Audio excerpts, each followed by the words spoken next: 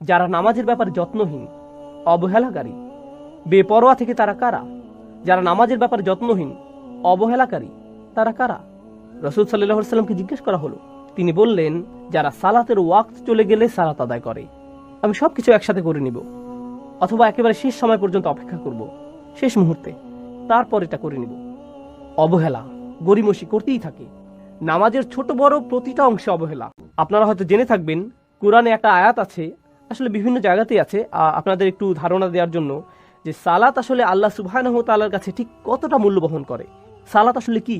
কোরআনের এক জায়গায় দেখা যায় আল্লাহ এবং মূসা আলাইহিস সালামের মধ্যে কথোপকথন চলছে। আল্লাহ তাআলা মূসার কাছে নিজেকে পরিচয় করিয়ে দিচ্ছেন। হ্যাঁ, আল্লাহ নিজেই। আল্লাহ কি বলছেন? ইন্নানি আনাল্লাহ, কোনো সন্দেহ নেই আমি আল্লাহ, ফাবুদনি, আমার ইবাদত করো, আমারই দাসত্ব করো, ও আকিমিস সলাতা লিযিকরি, আর সালাত প্রতিষ্ঠা করো যাতে আমার কথা স্মরণে থাকে। এখন একটু ভেবে দেখুন, মূসা আলাইহিস সালাম এখানে আল্লাহর সাথে কথা বলছেন। আপনার কি মনে হয় যে এখন আল্লাহকে ভুলে যাওয়া ওনার পক্ষে সম্ভব? যখন আপনি গুরুত্বপূর্ণ কারোর সাথে কথা বলেন, আপনি কখনোই ভুলবেন না, কখনোই না। এরপর কারোর সাথে দেখা হলে আপনি বরং বলবেন, আরে জানো আমার কার সাথে সাক্ষাৎ হলো, জানো কি আমার বাসায় এসেছিল, এই জানো এইমাত্র কার সাথে কথা বললাম। যখন গুরুত্বপূর্ণ কারোর সাথে আপনার সাক্ষাৎ হয়, এটা আপনার মনে পুরোপুরি গেঁথে যায়। আর দেখা যায় পরবর্তীতে যার সাথে আপনার দেখা হচ্ছে, আপনি শুধু সেই বিশেষ সাক্ষাতের কথাই বলতে থাকেন। জানো কার সাথে আমার কথা হয়েছে? মানুষজন চিন্তায় পড়ে যায়, কার সাথে কথা হতে পারে? আল্লাহ আজ্জা জাল্লা। কিন্তু আল্লাহ বলছেন, না না না, এই স্মরণে কাজ হবে না। যদি আসলেই আমাকে স্মরণ করতে চাও, তোমাদেরকে সালাত প্রতিষ্ঠা করতে হবে। সেই আয়াতটি মনে আছে আপনাদের? ইন্না সলাতি ওয়া নুসুকি ওয়া মাহইয়ায়া ওয়া মামাতি লিল্লাহি রাব্বিল আলামিন।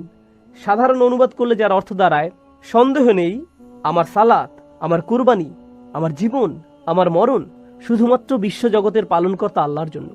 জীবন মৃত্যু এগুলো অনেক বড় বিষয়, কিন্তু প্রথমে আসলো কি? সালাত। সালাত আল্লাহর জন্য। আমি ভাবছিলাম সালাত আসবে সবার শেষে। আমার জীবনই যখন আল্লাহর, সালাত তো জীবনেরই অংশ। কিন্তু না, সালাত প্রথমে, জীবন মরণ আসছে পরে। সুবহানাল্লাহ। দেখেছেন তাহলে সালাতের অবস্থান আল্লাহ তাআলার নিকট কোথায়? আর সূরা বাকারাতে আল্লাহ তাআলা সালাতকে সালাত না বলে বলেছেন ঈমান। হ্যাঁ, সালাত শব্দটির জায়গায় ব্যবহার করেছেন ঈমান। আল্লাহ তোমাদের ঈমান বৃথা নষ্ট করবেন না। ওমা কানা আল্লাহু লিইউদিয়া ঈমানাকুম। যখন কিবলা পরিবর্তিত হলো, বনী ইসরাইল এসে বলল, আহা, তোমাদের আগের সব নামাজ তাহলে বৃথা গেল।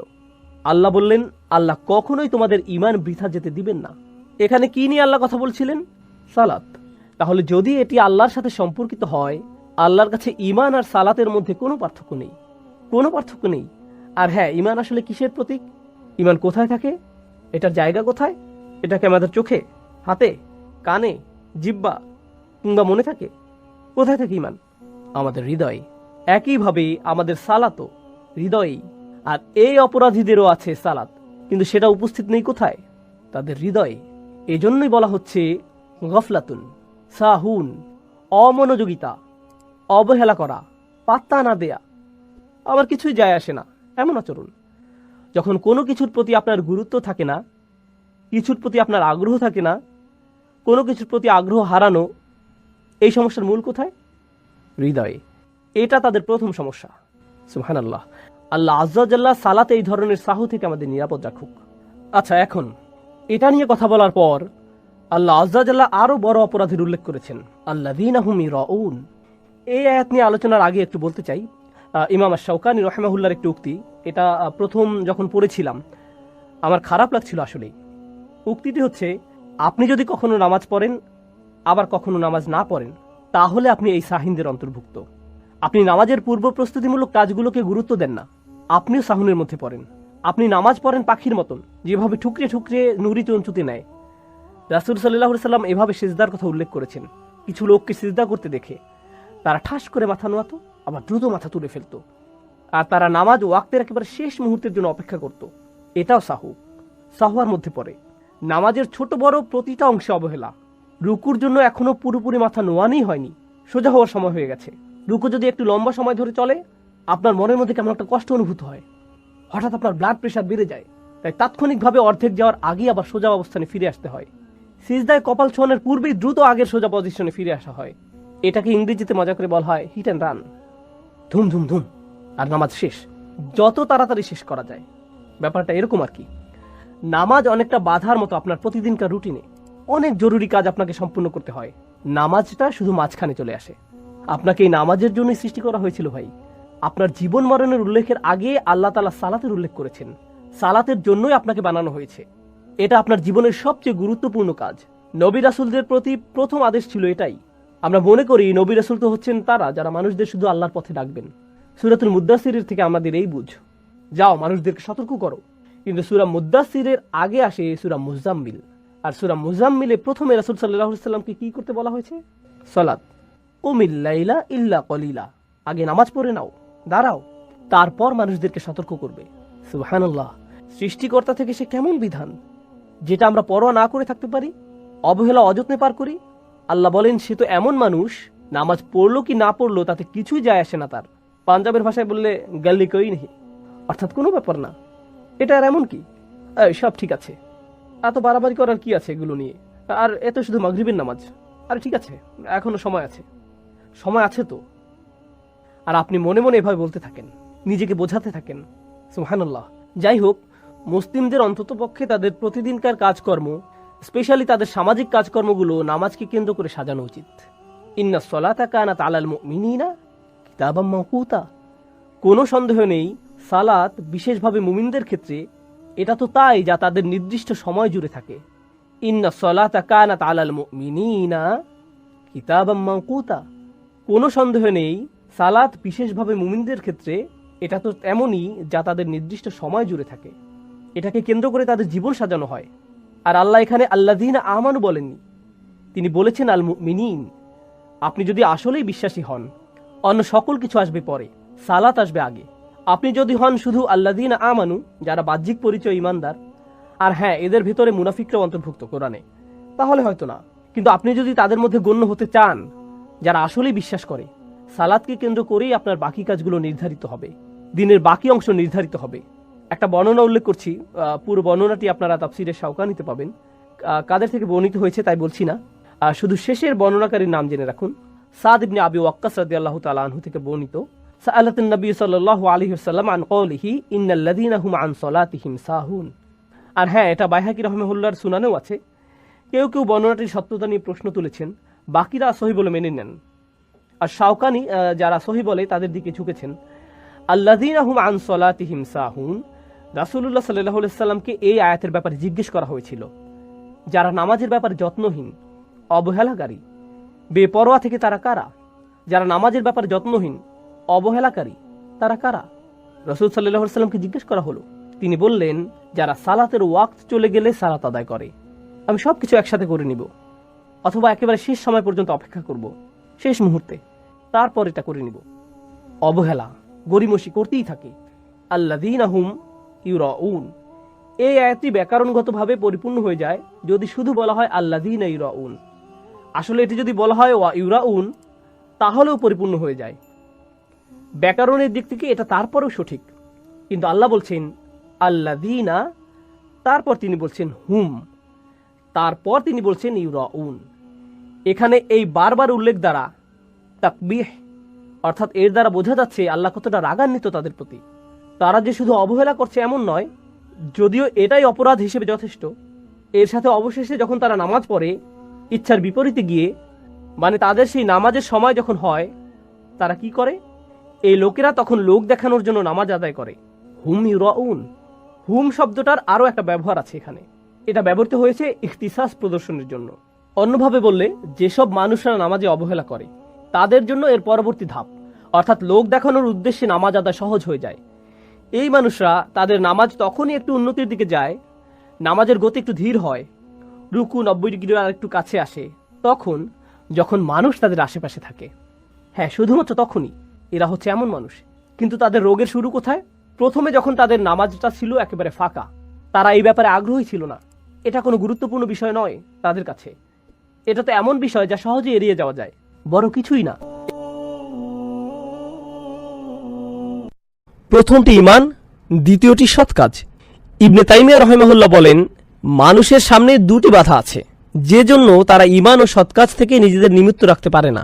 সেই দুটি বিষয় কি? তিনি বলেন, একটি হচ্ছে শুবহাত, অপরটি হচ্ছে শাহওয়াত। এগুলোর অর্থ কি? শুবহাত অর্থ সন্দেহ, শাহওয়াত অর্থ আকর্ষণ, কামনা। তাহলে তিনি যে দুটি বিষয়ের কথা বলছেন যেগুলো মানুষকে সত্য স্বীকার করতে দূরে রাখে, সেগুলো হলো সন্দেহ ও আকর্ষণ। তিনি এ দিয়ে কি বুঝেছেন? দেখুন, আপনি যখন কাউকে এই দিনের দাওয়াত দেন, আপনি মূলত তাদের অনেক কিছু ছাড় দেওয়ার কথা বলছেন। সত্যি, আপনি তাদের অনেক কিছু ছেড়ে দেওয়ার কথা বলছেন, অনেক কিছু ছাড় দেওয়ার কথা বলছেন। কলেজে আমার একজন বন্ধু ছিল, বিশাল দেহি, ফুটবল খেলতে ভালোবাসতো, আর আমরা ইসলাম নিয়ে সবসময় আলোচনা করতাম। তো একদিন আমি বললাম, ভাই তুমি কেন ইসলাম কবুল করছো না? সে বলল, আমি মদটা ছাড়তে পারবো না বন্ধু, আমি সত্যি এটা পারবো না। এটা সত্যিই বেশ মজার। তার বাধাটা কোথায়? সে কিন্তু দ্বিধায় নেই, সন্দেহ তার বাধা নয়, সে এটাকে সত্য বলে মেনে নিয়েছে, আকর্ষণ তার জন্য বাধা। অন্যরা হয়তো বলবে, আমি পার্টি করা বাদ দিতে পারবো না, আমি মেয়েদের সঙ্গ বাদ দিতে পারবো না, আমি নেশা করা বাদ দিতে পারবো না, আমি এটা বাদ দিতে পারবো না, সেটা বাদ দিতে পারবো না। এগুলো সবই আকর্ষণ।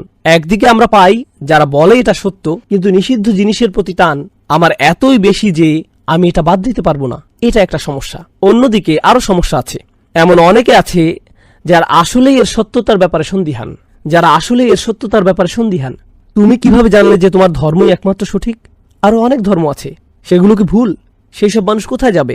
তারা সবাই জাহান্নামে যাবে, এটাই তোমাদের বিশ্বাস? এটা আমি মানতে পারলাম না।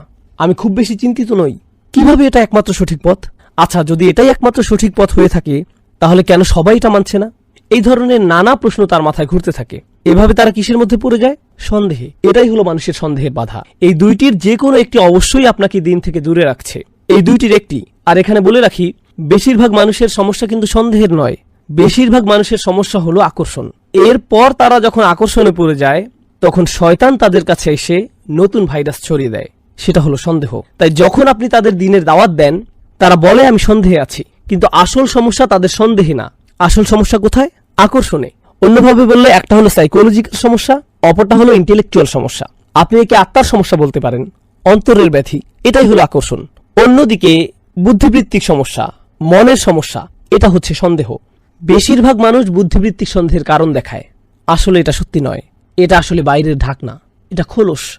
আসল সমস্যা হচ্ছে তাদের অন্তরে আকর্ষণ আছে, আর এই আকর্ষণ তারা ছাড়তে পারছে না। আর এটা তারা না ছাড়তে পেরে তারা সব ধরনের বুদ্ধিবৃত্তিক বাহানা দেয়। এমনকি আপনি যখন তাদের সব প্রশ্নের জবাব দেন, এতে সত্য উন্মোচিত হয়ে পড়ে, তারা না পেরে বলে, আমি পরিবর্তিত হতে চাই না, আমি এটা ছাড়তে চাই না। তারা এতটাই আটকে যায় যে তারা এখন এখান থেকে বের হতে পারে না। এখন কেন আমি এই মন্তব্যটিতে গুরুত্ব দিচ্ছি? দেখুন, সূরার শেষে আল্লাহ বলছেন, ইল্লাল্লাযীনা আমানু ওয়া আমিলুস সলিহাত। কিন্তু তিনি এখানে আরো দুটি বিষয়ের উল্লেখ করেছেন, ওয়াতাওয়াসাউ বিল হক ওয়াতাওয়াসাউ বিস সবর। ইবনে তাইমিয়া রাহিমাহুল্লাহ বলেন, ওয়াতাওয়াসাউ বিল হক, সত্য কোন জিনিসকে ধ্বংস করে? সন্দেহ। সত্যের সন্দেহের বিরুদ্ধে একটি অস্ত্র। তাহলে ওয়াতাওয়াসাউ বিল হক একটি বাধা দূর করে, তাহলে অন্য বাধাটি কি? শাহওয়াত, আকর্ষণ, কামনা। সেই আকর্ষণগুলির বিরুদ্ধে যুদ্ধ করার জন্য কেবল সত্য জানাই যথেষ্ট নয়, আর কি থাকতে হবে? সেগুলোর প্রতি ঝুঁকে না পড়ার সামর্থ্য, নিজেকে আটকানো, নিজেকে নিয়ন্ত্রণ করার ক্ষমতা। এটা কোথা থেকে আসবে? ওয়াতাওয়াসাউ বিস-সবর। দেখেছেন, এই দুইটি বাধা যেগুলো মানুষকে ঈমান ও সৎ কাজ থেকে দূরে রাখে, সেগুলো এখানে ওয়াতাওয়াসাউ বিল হক ওয়াতাওয়াসাউ বিস-সবর কত সুন্দরভাবে ফুটে উঠেছে। এই মন্তব্যটি আমাদের জন্য খুব বেশি গুরুত্বপূর্ণ মনে হয়েছে আমার কাছে। এখন আমরা আরো কিছু মন্তব্য পড়ব। আমি আমার নোট থেকে আপনাদের এটা বলবো, যাতে আমি কিছু মিস করে না ফেলে, ইনশাআল্লাহ তাআলা। প্রথম মন্তব্যটি কেবল এই আয়াতটি নিয়ে। দেখুন, এই দুইটি আয়াতে আল্লাহ সুবহানাহু ওয়া তাআলা খুবই কঠিন একটি বাস্তবতা তুলে ধরেছেন। এর মধ্যে একটি হলো, মানুষ তাদের নিজেদের সমস্যা নিয়ে নিজেদের আচ্ছন্ন করে রেখেছে। আল্লাহ বলেছেন মানুষ ক্ষতির মধ্যে আছে, তাই না? ক্ষতির কথা মাথায় আসলে আমরা ভাবি জাহান্নামের আগুন বা বিচারের দিন ইত্যাদি ইত্যাদি। কিন্তু আল্লাহ যেভাবে এই পৃথিবীতে মানুষ সৃষ্টি করেছেন, আগে তিনি এই ব্যাপারে বলেছেন। আমরা এটা পড়েছি, লাকাদ খলাকনাল ইনসানা ফি কাবাদ। আমি মানুষকে দুঃখ কষ্টের মধ্যে সৃষ্টি করেছি। এমনকি কাফিররাও প্রচুর পরিশ্রম করে। তারা সপ্তাহে 40 ঘন্টা 50 ঘন্টা কাজ করে কোন রকম জীবনযাপনের জন্য, কিছু উপার্জন করার জন্য। তাদের অবস্থাও এমনই। এটা কারো জন্যই খুব সহজ নয়। এই পৃথিবীতে অনেক অমুসলিমও ঠিকমতো খেতে পায় না, তাদের সন্তানরা না খেয়ে থাকে, তারা নানা ধরনের শোষণের শিকার হয়। এটা এমন নয় যে সব কাফিরদের জন্যই দুনিয়াটা জান্নাত, তারা দুনিয়াবী দিক থেকেও ক্ষতির মধ্যে আছে, তারা অনেক ধরনের সমস্যা আছে। কিন্তু আসল ব্যাপার কি জানেন? মানুষ যখন পুরোপুরি নিজেদের সমস্যায় নিজেদেরকে আচ্ছন্ন করে রাখে, তারা শুধুই নিজেদের কথা ভাবে, তখন তারা বৃহৎ ছবিতে নিজেদের দেখতে পায় না। তারা দেখতে পায় না যে তাদের এই সমস্যাটি আসল সমস্যার তুলনায় কোনো সমস্যাই নয়। আপনার মনে হয় এটা কোনো সমস্যা? এর চেয়ে অনেক বড় সমস্যা সামনে পড়ে আছে। অতএব তারা মনে করে এই দুনিয়ায় ক্ষতির মধ্যে আছে, কিন্তু ভালোভাবে অনুধাবন করলে যে বিশাল সমস্যা সামনে আসছে তার তুলনায় এটা কিছুই নয়। এই ব্যাপারটি আমরা প্রথমত নোট করব। এরপরে কি হয়, যখন আপনার নিজের ঈমান নেই, যখন আপনার সেই চাবি নেই, জানি আমরা পরবর্তী আয়াতে কথা বলবো, আপনার সেটাকে আরো বড় মনে হবে। আপনার মনে হচ্ছে আপনার একটা বড় সমস্যা আছে। আমি মাঝে মাঝে এই আয়াতটি স্মরণ করি। আমরা মানুষেরা খুব দুর্বল, আমরা এভাবে ভাবি। আমি যখন মেরিল্যান্ডে থাকতাম, একবার আমাদের বাড়ির বেসমেন্টে বন্যা হয়েছিল। আমরা ভাবলাম, ও আল্লাহ, বাড়ির সামনে পুরো ভিজে গিয়েছে, এই সেই ইত্যাদি। আলহামদুলিল্লাহ টেক্সাসের বাড়িগুলো বেসমেন্ট নেই, এটা সুন্দর। এরপরে আমার এক ভাইকে কল দিলাম আমাদের সাহায্য করার জন্য।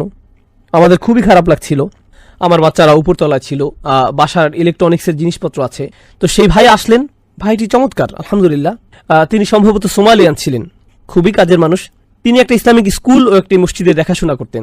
তিনি বললেন, ভাই আপনাকে দেখে খুব চিন্তিত মনে হচ্ছে। আমি বললাম, হ্যাঁ ভাই, আমি একটু চিন্তিত বোধ করছি। তিনি বললেন, পানি নিয়ে ভাববেন না, আপনি চাইলেও পানির সাথে যুদ্ধ করতে পারবেন না, এটা ফেরাউনকেও মেরে ফেলেছিল। আর আমি তার সাথে আড্ডা দিতে শুরু করেছিলাম। তিনি আমাকে তার জীবনের গল্প শোনালেন।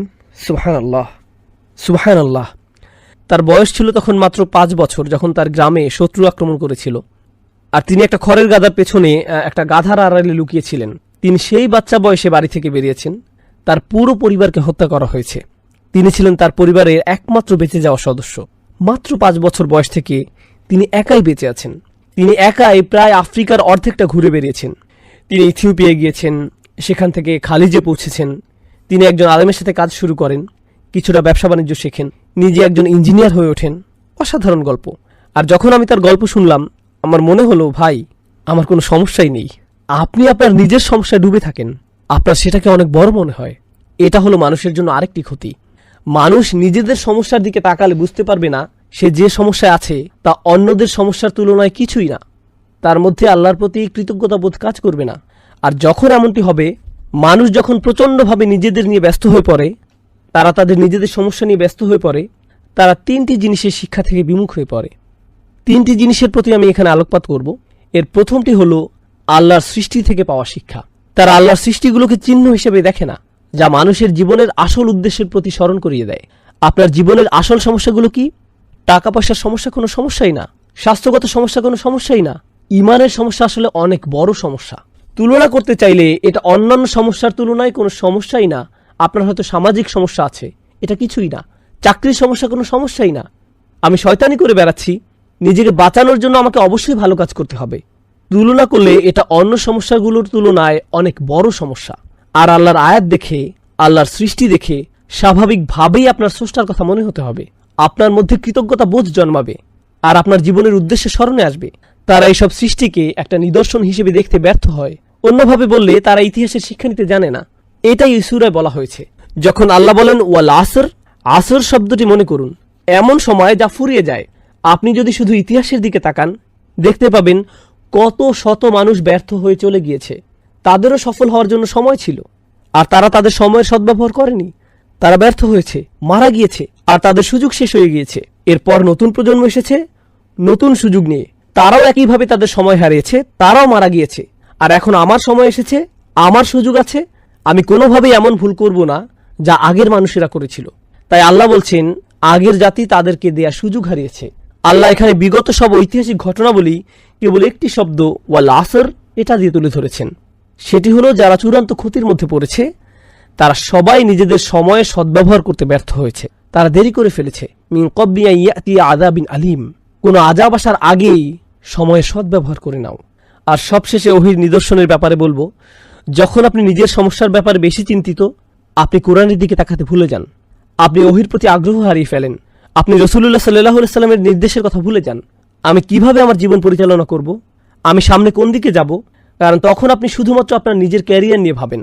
আপনি নিশ্চয়ই রাসূল সাল্লাল্লাহু আলাইহি ওয়াসাল্লাম থেকে কোনো ক্যারিয়ার টিপস বা প্রোগ্রামিং এর কোনো কথা শুনবেন না। আপনি কোরআন থেকে সেটা পাবেন না। কিন্তু আপনি যদি জানতে চান আমি কোথায় আমার সম্পদ খরচ করব, আমি কিভাবে আমার বাচ্চাদের বড় করব, প্রতিবেশীদের সাথে আমার কেমন আচরণ করা উচিত, বাবা মায়ের প্রতি আমার কি কর্তব্য রয়েছে, আপনি যদি এভাবে ভাবা শুরু করেন আমি কি কি ভালো কাজ করতে পারি, তাহলেই আপনি কোরআনের দিকে ফিরবেন, তাহলেই আপনি নবী করিম সাল্লাল্লাহু আলাইহি ওয়াসাল্লামের দিকে ফিরবেন। সুতরাং এরকম নিজেদেরকে নিয়ে ব্যস্ত থাকা ব্যাপারটাই মানুষের জন্য একটা ক্ষতি। এরপর শাহ ওয়ালিউল্লাহ দেহলভী রহমহুল্লাহর একটা অসাধারণ উক্তি আপনাদের সাথে শেয়ার করব। এটা সূরা আসরের ব্যাপারে। এই আয়াতে আসর শব্দটির সাথে মানুষের ক্ষতির সম্পর্ক নিয়ে শাহ ওয়ালিউল্লাহ দেহলভী রহমহুল্লাহ কোরআনের কিছু আয়াতের জন্য একটা বিশেষ শব্দ ব্যবহার করেছেন। তিনি এটাকে বলেন আত-তাযকির বিআইয়ামিল্লাহ, আল্লাহর দিনগুলোর মাধ্যমে স্মরণ। আল্লাহর দিন কোনগুলো? যেদিন তিনি মানুষকে সৃষ্টি করেছেন, যেদিন তিনি নবীজি সাল্লাল্লাহু আলাইহি সাল্লামের উপর কোরআন নাজিল করেছেন, বদরের দিনটি, যেদিন নূহ আলাইহিস সালামের বিরোধীদের উপর বন্যা হয়েছিল, যেদিন পানি দ্বিখণ্ডিত হয়েছিল, যেদিন ফিরআউন ধ্বংস হয়েছিল, যেদিন মূসা আলাইহিস সালাম আল্লাহর সাথে কথা বলেছিলেন, ইত্যাদি ইত্যাদি। এগুলো হলো মানব ইতিহাসের অনন্য কিছু দিন, আর আল্লাহ এই দিনগুলোকে কোরআনে উল্লেখ করেছেন, তাই না? নিশ্চয়ই ভবিষ্যতে এমন আরো অসাধারণ কিছু হতে যাচ্ছে। বিচারের দিন, যেদিন বিশ্বাসীরা তাদের স্রষ্টাকে দেখতে পাবে। এগুলো হলো সময়ের মধ্যে কিছু গুরুত্বপূর্ণ সময়। আর ওয়াল আসর বলার মাধ্যমে এবং সেই সতর্কবাণী থেকে বাঁচার উপায় হলো আমরা যদি শুধু সেই দিনগুলো স্মরণ করি, আর সেগুলোই আমাদের নিজেদের বাঁচানোর জন্য যথেষ্ট হবে, সবকিছু ঠিক রাখার জন্য যথেষ্ট হবে। এটাই ছিল শাহ ওয়ালিউল্লাহ দেহলভী রহমহুল্লাহর মন্তব্য।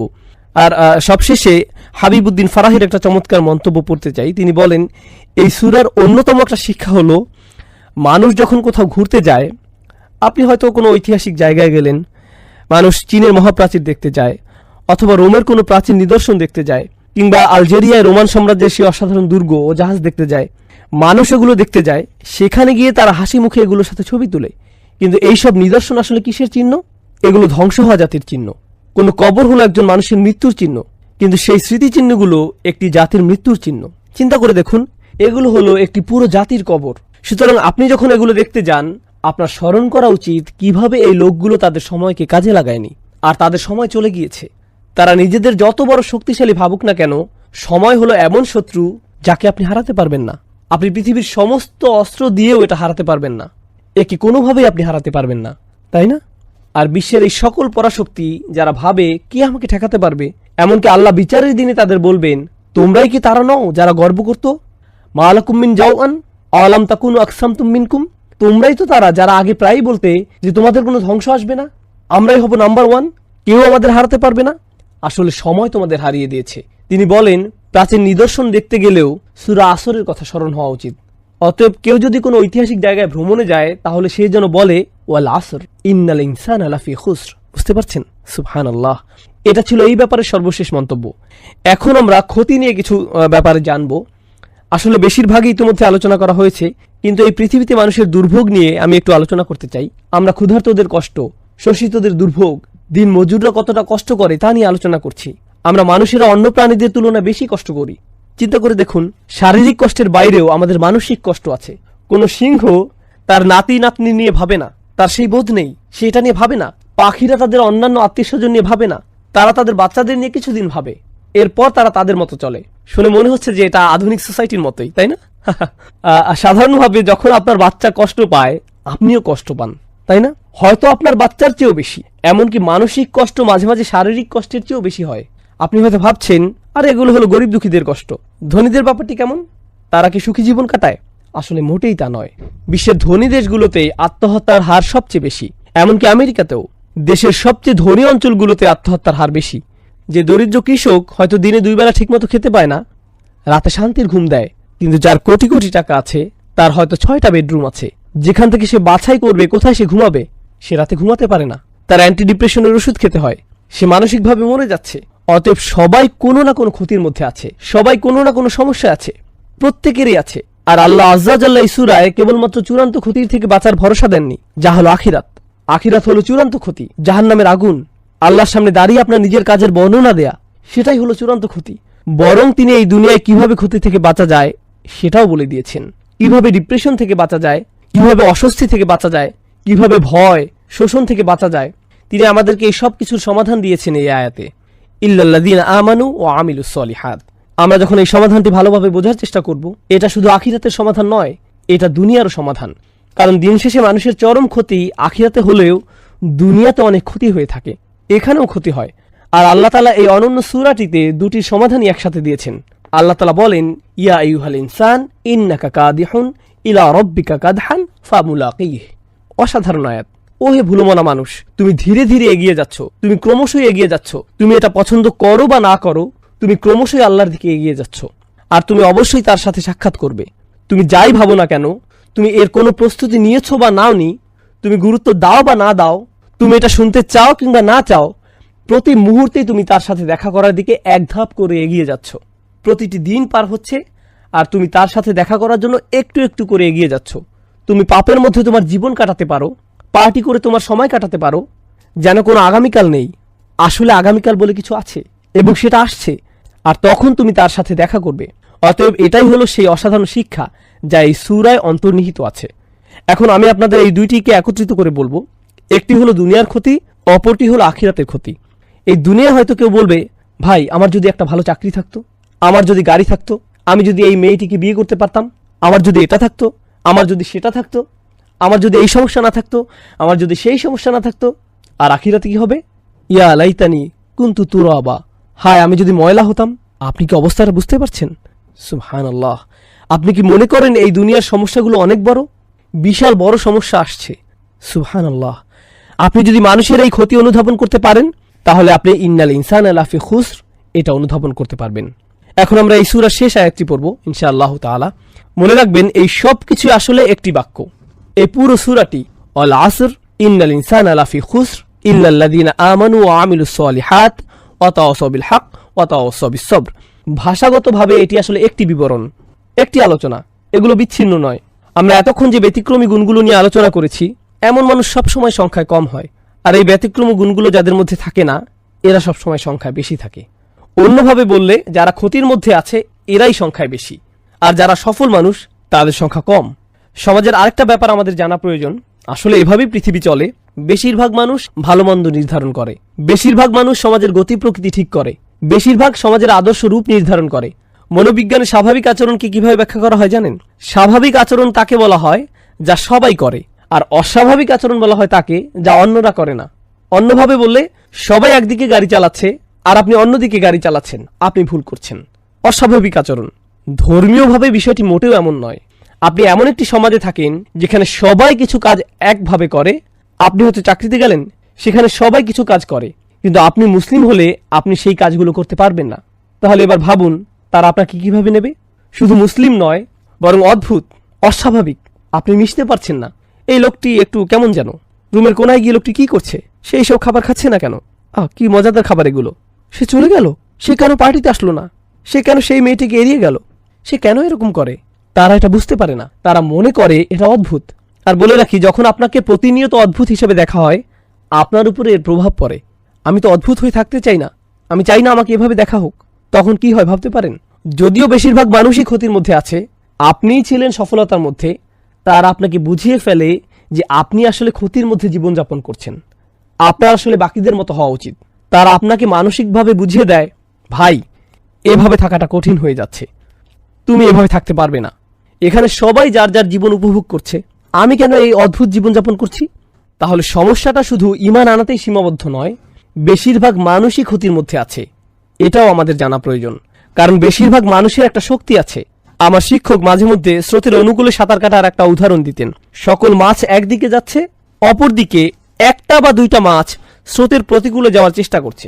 স্বাভাবিকভাবেই যে কেউ দেখলে এটাকে পাগলামি বলবে, আরে ভাই অনুকূলে যাও, সবাই একদিকে যাচ্ছে, তুমি কেন অন্যদিকে যাচ্ছ? এটা কঠিন, এটা কঠিন থেকে কঠিনতর হতে থাকবে, এটা বাড়তেই থাকবে। সুবহানাল্লাহ। এটাই হলো এই সমাজে মানুষের উদাহরণ। পুরো সমাজের মানুষই ক্ষতির দিকে যাত্রা করছে, আর আমাদের দায়িত্বটা খুবই গুরুত্ববহ। কারণ আপনি যদি এমন একটি সমাজে থাকেন যেখানে ইসলাম যেভাবে চর্চা করা উচিত সেভাবে চর্চা করা হয়, যদি এমন হয়, বলে রাখি যা বিশ্বের বেশিরভাগ জায়গাতেই হয় না, এমন কাল্পনিক চিন্তা করবেন না যে আমি একটা মুসলিম দেশে যাব, সেটা খুব সুন্দর হবে। বাস্তবতায় আসুন, মুসলিম দেশগুলোতে কি হয় আমাদের জানা উচিত। যদি এমন হয়, আর ইনশাআল্লাহ তাআলা এমনটাই হবে, আল্লাহ আমাদের দিনকে প্রতিষ্ঠিত করবেন। আপনি যদি এমন কোন সমাজে বাস করতেন, তখন আল্লাহর আনুগত্য করাটা সহজ হতো, কারণ সমাজের বেশিরভাগ মানুষ এটা করত। তখন কেবল আপনি করতে পারতেন তাই নয়, এটা করাটা আপনার জন্য সহজ হতো। কিন্তু এই সমাজে আল্লাহর আনুগত্য করাটা অপেক্ষাকৃত কঠিন, কারণ বেশিরভাগ মানুষ আল্লাহর নাফরমানি করছে। সমাজ আল্লাহর অবাধ্যতায় লিপ্ত। এমনকি হয়তো এটা শুধু সমাজেই নয়, হয়তো এটা আপনার পরিবারের ক্ষেত্রেও সত্য। আপনার পরিবারের বেশিরভাগ মানুষ হয়তো ক্ষতির দিকে এগিয়ে যাচ্ছে, আর আপনি নিজেকে সেখান থেকে বাঁচাতে চাইছেন। তারা হয়তো বলবে, তুমি কেন দিন দিন একটা অপদার্থে পরিণত হচ্ছ? উল্টো হয়ে তারাই আপনাকে ব্যর্থ বলবে। কিছুটা হাস্যকর, কারণ আসলে তারাই ব্যর্থতার দিকে যাত্রা করছে। সুবহানাল্লাহ। এটা একটা অসামান্য চিত্র যার প্রতি আমাদের নজর দেওয়া উচিত। যা এই আয়াতে ব্যতিক্রম হিসেবে তুলে ধরা হয়েছে। ইল্লাল্লাযীনা আমানু ওয়া আমিলুস সলিহাত ওয়া তাওয়াসাউ বিল হক ওয়া তাওয়াসাউ বিস সবর। এই ব্যাপারে প্রথমেই যা বলবো তা হলো, যখন আল্লাহ মানুষের কোনো ক্ষতির কথা বলেন সেখানে একবচন ব্যবহার করা হয়, আল ইনসান। যদিও শুরুতে সব মানুষ নিয়ে আলোচনা করা হয়েছে, আমরা এর আগে দায়িত্বের ব্যাপ্তি নিয়ে আলোচনা করেছি, সেখানেও একবচন ব্যবহৃত হয়েছে। এর অর্থ কি জানেন? দিন শেষে আপনি ভাবতে পারেন আপনি সমাজের অনুসরণ করছেন, আপনি সমাজের অনেককে আপনার সাথে পাবেন, আপনার পরিবার আপনার সাথে আছে, আপনার গোত্র আপনার সাথে আছে, আপনার দেশ আপনার সাথে আছে, কিন্তু যখন আপনার কোনো ভুলের ক্ষতিপূরণ দিতে হবে কেউই আপনার সাথে থাকবে না, আপনি নিজেই এর ক্ষতিপূরণ দিবেন। মানুষ সমাজ অনুসরণ করে, কিন্তু যখন সময় আসবে অতাকাত্তাআত বিহিমুল আসবাব, সকল সুসম্পর্ক শেষ হয়ে যাবে। কিন্তু ব্যতিক্রমের কথা যদি ভাবেন, কিন্তু আল্লাহ বলেননি ইল্লাল্লাযীনা আমানা ওয়া আমিলা সলিহা ওয়া আমিলা সলিহা ওয়া তাওয়াসাউ বিল হক ওয়া তাওয়াসাউ বিস সবর। না, তিনি এখানে একবচন ব্যবহার করেননি, তিনি এখানে বহুবচন ব্যবহার করেছেন। এখানে বহুবচন ব্যবহার করেছেন, তাহলে আমাদের অবশ্যই একবচন থেকে বহুবচনের পার্থক্য বুঝতে হবে। আমরা এ থেকে যা বুঝতে পারি তা হলো, এই সামান্য কিছু মানুষ যারা সমাজের আর 10 জনের মতো নয়, তারা স্রোতের প্রতিকূলে চলে, তাদের বাঁচার একমাত্র উপায় হলো তাদেরকে একত্রিত হতে হবে, একসাথে মিলতে হবে। তারা আলাদা হতে পারবে না। এটা এমন পাতার মতো যা গাছ থেকে বিচ্ছিন্ন হলে মরে যায়। তাদেরকে অবশ্যই উম্মার সাথে একত্রিত হতে হবে। উম্মার একতা, বিশ্বাসীদের এর সাথে লেগে থাকে আমাদের বাঁচার উপায়, যা এই আয়াতে ফুটে উঠেছে। কারণ এখানে বহুবচন ব্যবহৃত হয়েছে। ঈমান এমন কোনো বিষয় নয় যা আপনি একা একা ধরে রাখতে পারবেন। ঈমান ভালো মানুষের সাহচর্য উন্নত হয়, মনে করিয়ে দেওয়ার মাধ্যমে, কোনো উপদেশের মাধ্যমে, জামাতে নামাজ আদায় করার মাধ্যমে এটা উন্নত হয়। এগুলো সবই ঈমান তাজা করে, কারণ এগুলো আমরা একসাথে করি, এগুলো সবাই মিলে করি। তাই আমিলু এখানে শব্দটি খুবই চমৎকার। তাই আমিলু এখানে শব্দটি খুবই চমৎকার। আল্লাহ তাআলা ব্যতিক্রমী গুণগুলো বহুবচনের মাধ্যমে বলেছেন। হয়তো আপনার মনে হতে পারে ঈমান হলো ব্যক্তিগত বিষয়। আচ্ছা, ভালো কাজ হয়তো আমরা একসাথে করতে পারি, তাওয়াসাউ বিল হক তাওয়াসাউ বিস সবর, এগুলো তো অন্য মানুষের সহায়তা লাগে, কিন্তু ঈমান তো ব্যক্তিগত বিষয়। কিন্তু এমন কি ঈমানকেও আল্লাহ তাআলা সামষ্টিক কাজ বলেছেন। এ থেকে আমরা যা বুঝতে পারলাম, আপনি যদি মনে করেন আপনার ঈমান আছে আর আপনার সমাজের কোনো কর্তব্য নেই, মসজিদের জন্য কর্তব্য নেই, আপনি মসজিদের ইমামের কাছ থেকে প্রতিদিন বয়ান শুনেন না, আপনার আশেপাশে ভালো পরামর্শ দেওয়ার মতো ভাই বা বোন নেই, তাহলে আপনার অবশ্যই ঈমানের ঘাটতি দেখা দিবে। আর যারা মসজিদ থেকে নিজেকে বিচ্ছিন্ন করে রাখেন, আপনি নিজেই এটা টের পাবেন, হ্যাঁ আমার ভালো লাগছে না, আমার মসজিদে যাওয়া উচিত। এটা কিন্তু শুধু নামাজের জন্য না, আপনি হয়তো বাসায়ও নামাজ পড়েন, এটা হলো বিশ্বাসীদের সাহচর্য পাওয়ার জন্য। তারা একে অপরকে স্মরণ করিয়ে দেয়, তারা একসাথে নিজেদের ঈমান ভালো রাখে। দিন শেখার ক্ষেত্রেও এমনটি হওয়া উচিত।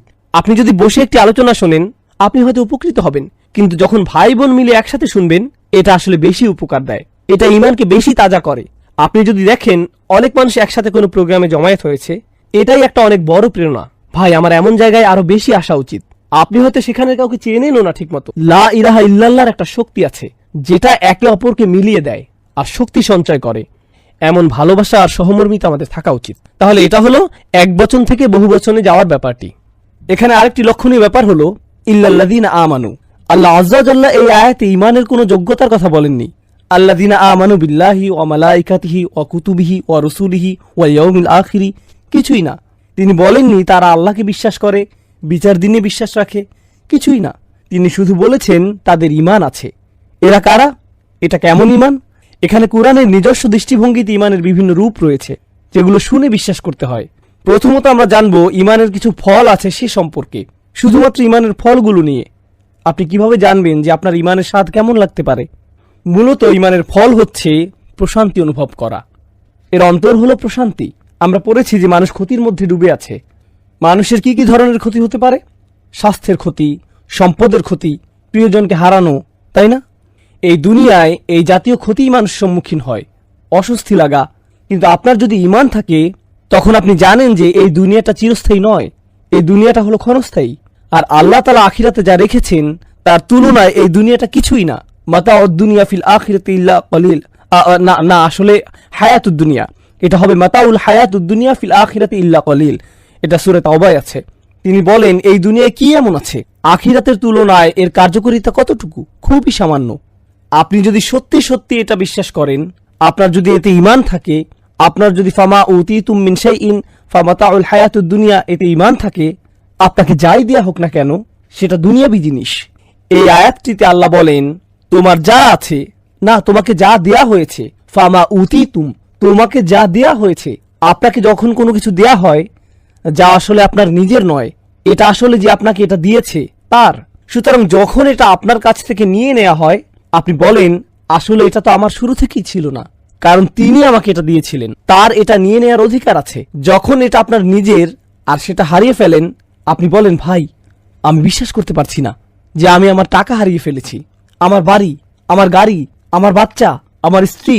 কিন্তু যদি আপনি অনুধাবন করতে পারেন এই সবই আপনাকে দেয়া হয়েছিল, এগুলো সবই আপনাকে দেয়া নিয়ামত, যখন এগুলো আপনার কাছ থেকে নিয়ে নেওয়া হয়, এমনকি যখন আমাদেরকেই নিয়ে নেওয়া হয়, আমরা কি বলি? আমরা বলি ইন্না লিল্লাহি ওয়া ইন্না ইলাইহি রাজিউন। নিশ্চয়ই আমরা আল্লাহর। আমরা কিভাবে নিজেদের বলে দাবি করি, যেখানে আমরা নিজেরাই আল্লাহর, আমরা নিজেরাই তার কাছে ফিরে যাব? বিশ্বাসীদের মনোভাব পরিবর্তিত হয়। আমি আপনাদের ইমানের কেবল ছোট একটি দিক তুলে ধরেছি, কারণ আমরা বলেছি ইমানের বেশ কয়েকটি দিক আছে, হয়তো সামনে আমরা সেগুলো নিয়ে আলোচনা করব, কিন্তু অন্তত ইমানের ফলগুলো নিয়ে আমি আলোচনা করতে চাই। প্রথম ফল হচ্ছে প্রশান্তি। আপনি আপনার স্ত্রীর সাথে প্রশান্তি অনুভব করেন, আপনি গরিব হন বা ধনী, আপনি অসুস্থ হন বা স্বাস্থ্যবান, আপনি তরুণ হন বা বয়স্ক, আপনার যদি ঈমান থাকে আপনার প্রশান্তি থাকবে। আপনি নিজের সাথে প্রশান্তি অনুভব করবেন, আপনি আল্লাহর সাথে প্রশান্তি অনুভব করবেন। আর বলে রাখি, বেশিরভাগ মানুষই এটা উপভোগ করে না, বেশিরভাগ মানুষই শান্তিতে নেই, এরা শান্তি খুঁজে বেড়ায়।